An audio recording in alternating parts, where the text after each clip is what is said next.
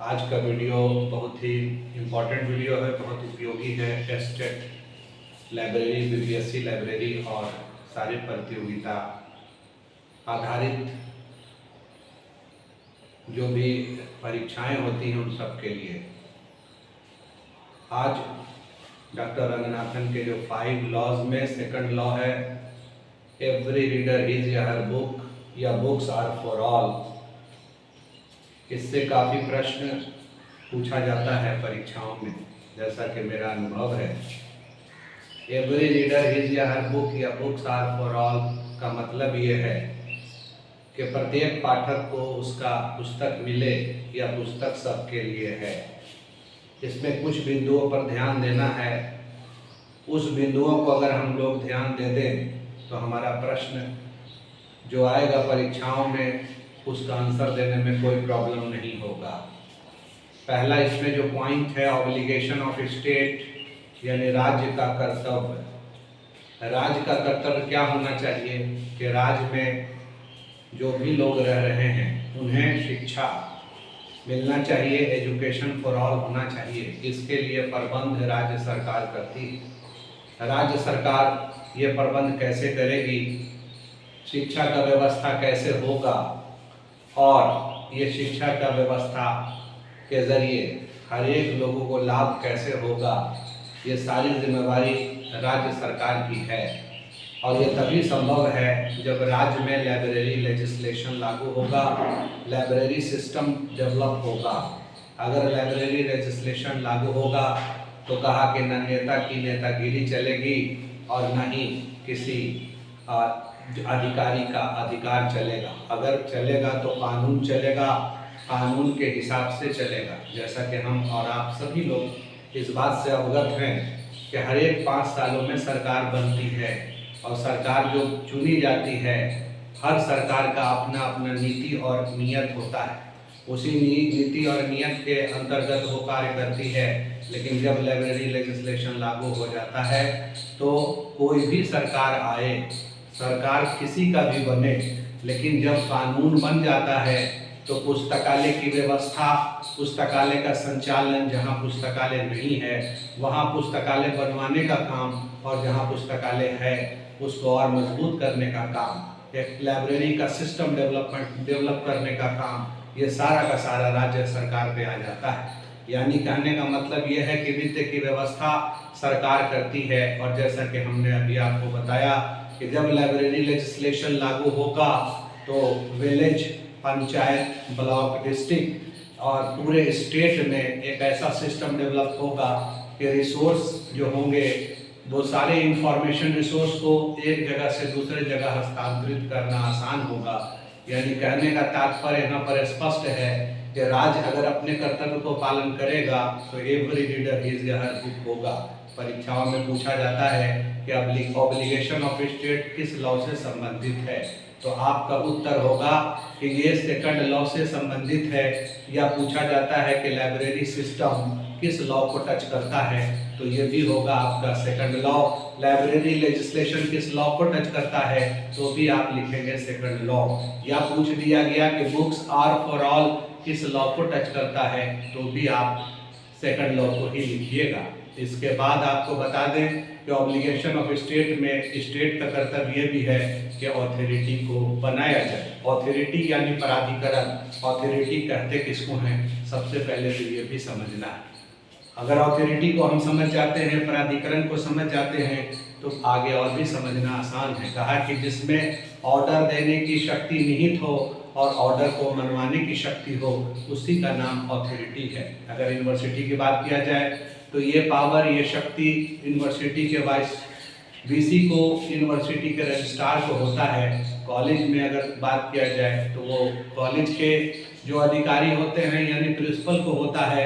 उसी प्रकार से जब लाइब्रेरी लेजिस्लेशन लागू होता है तो एक डायरेक्टरेट बनता है। जैसे हायर एजुकेशन का एक डायरेक्टरेट होता है, सेकेंडरी एजुकेशन का एक डायरेक्टरेट होता है, उसी तरह से पब्लिक लाइब्रेरी का भी एक डायरेक्टरेट होगा। जहां लाइब्रेरी लेजिस्लेशन का लागू रहता है वहाँ एक डायरेक्टरेट में डायरेक्टर का पद होता है। और वो जो डायरेक्टर का पद होता है वो राज्य स्तर के जो मंत्री होते हैं उनका पावर होता है, और उनका काम ये होगा कि राज्य में जो भी समस्याएं हैं, जो भी जनता की समस्याएं हैं, शिक्षा संबंधी जो भी समस्याएं हैं, उसे राज्य सरकार के सामने और राज्य सरकार की जो योजनाएं हैं, जो परियोजनाएं हैं, जो नीति हैं, वो जनता के बीच में जोड़ने का काम करते हैं। और उनका जो कंट्रोलिंग पावर होता है वो डिस्ट्रिक्ट लेवल से लेकर के पंचायत लेवल तक होता है। और कहा कि जब लाइब्रेरी लेजिस्लेशन लागू होगा, यानी जब ऑब्लिगेशन ऑफ स्टेट होगा, राज्य अपना कर्तव्य पूरा करेगा, ऑथोरिटी जब बन जाएगा, तो कहा कि डिस्ट्रिक्ट लेवल से लेकर के, जब डिस्ट्रिक्ट लेवल से लेकर के डिस्ट्रिक्ट लाइब्रेरी ऑफिसर से लेकर ब्लॉक लाइब्रेरी ऑफिसर, और ब्लॉक लाइब्रेरी ऑफिसर से लेकर के पंचायत लाइब्रेरी ऑफिसर की नियुक्ति होगी। यानी कहने का तात्पर्य यह है कि अथॉरिटी अगर कार्य सही ढंग से करेंगे तो उनका दो महत्वपूर्ण कार्य है, एक बुक का सिलेक्शन और दूसरा जो स्टाफ का सिलेक्शन। बुक के सिलेक्शन में डिमांड ऑफ द यूजर को और बजट को, लाइब्रेरी के बजट को सामने रखा जाता है, राज्य सरकार के बजट को सामने रखा जाता है अगर राज्य स्तरीय पुस्तक की चयन की जा रही है।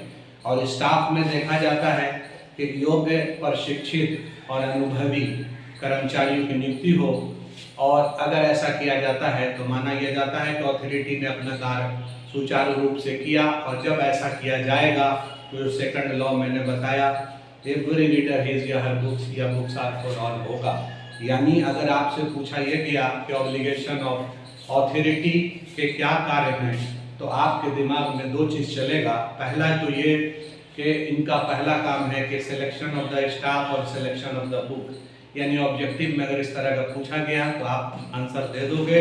दूसरी बात है कि आपको अगर ये पूछा गया कि ऑब्लिगेशन ऑफ अथॉरिटी किस लॉ से संबंधित है, तो वहाँ पर भी आपका जो उत्तर होगा, आप जो आंसर देंगे वो सेकंड लॉ को ही देंगे।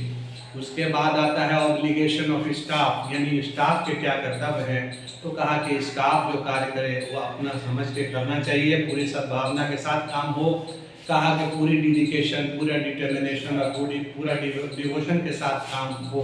और कहा कि अनुशासन में रहते हुए, अनुशासन को पालन करते हुए, कहा कि पुस्तकालय में जो सेवाएं दी जाती हैं उसको अच्छे ढंग से दिया जाए, पाठ्य सामग्रियों का व्यवस्थापन अच्छे ढंग से हो, यानी कि जो उनकी ड्यूटी को असाइन किया गया है वो अपने ड्यूटी पर खरे अगर उतरते हैं तो माना यह जाता है कि स्टाफ ने जो अपना काम है उन्होंने सही ढंग से किया, यानी उनका जो कर्तव्य है ऑब्लिगेशन ऑफ स्टाफ उसको उन्होंने पूरा किया। अगर ऑब्लिगेशन ऑफ स्टाफ होगा, यानी कर्मचारी अगर अच्छे ढंग से काम करेंगे तो निश्चित है कि क्वालिटी इंप्रूव करेगा और लाइब्रेरी में उच्चतम तरीके से सेवा दी जाएगी। और जब सेवा ढंग से दिया जाएगा तो पुस्तकालय में जो पाठक हैं उनका आकर्षण बढ़ेगा, और जो दूसरा लॉ है एवरी रीडर हिज या हर बुक, उसका पालन होगा। यानी ऑब्लिगेशन ऑफ स्टाफ अगर भी पूछा गया तो आपका आंसर होगा सेकंड लॉ। उसी तरीके से ऑब्लिगेशन ऑफ यूजर है, पाठक का क्या कर्तव्य है। तो आज हम लोग देखते हैं पुस्तकालय में, और आप भी जब पुस्तकालय में जाइएगा, ईश्वर से मैं यही कामना कर रहा हूँ कि आप अच्छे ढंग से पढ़ें और पुस्तकालय में आपको काम करने का मौका मिले। तो बहुत सारे यूज़र ऐसे होते हैं जो काफ़ी सीरियस होते हैं पढ़ने के प्रति, काफ़ी उनका लगाव होता है, और कुछ यूज़र ऐसे भी होते हैं जो पाठ्य सामग्रियों को नष्ट करते हैं, वो पेज को फाड़ लेते हैं, वो बुक पे कुछ लिख देते हैं और फिर चोरी करने के कोशिश में भी रहते हैं। तो कहा कि इस बात को उन्हें समझना होगा कि मेरा क्या कर्तव्य है, और मुझसे पहले भी लोगों ने लाइब्रेरी का इस्तेमाल किया है और हमारे बाद भी कोई जो है लाइब्रेरी का इस्तेमाल करेंगे, क्योंकि ये ज़िंदगी जो है, ये ज़िंदगी क्या है, आज है कल हम रहेंगे या नहीं रहेंगे ये किसी को पता नहीं है। ये ज़िंदगी के मेले दुनिया में कम ना होंगे, अफसोस के हम ना होंगे। तो कल जो थे आज नहीं है, आज जो है वो कल नहीं रहेंगे। तो जो कहने का तात्पर्य यहाँ पर यह है कि जो पाठ्य सामग्री का वो इस्तेमाल करें और जहाँ से करें वहाँ पे रखें। दूसरी बात यह है कि उसको किसी तरह से नष्ट ना करें, वो अपनी सामग्री समझें, वो ये समझें कि ये जो सामग्री है ये हमारी है। जब हम ये समझ लेंगे कि ये सामग्री, ये पाठ्य सामग्री जब मेरा है तो निश्चित है कि हम उसको बर्बाद नहीं करेंगे।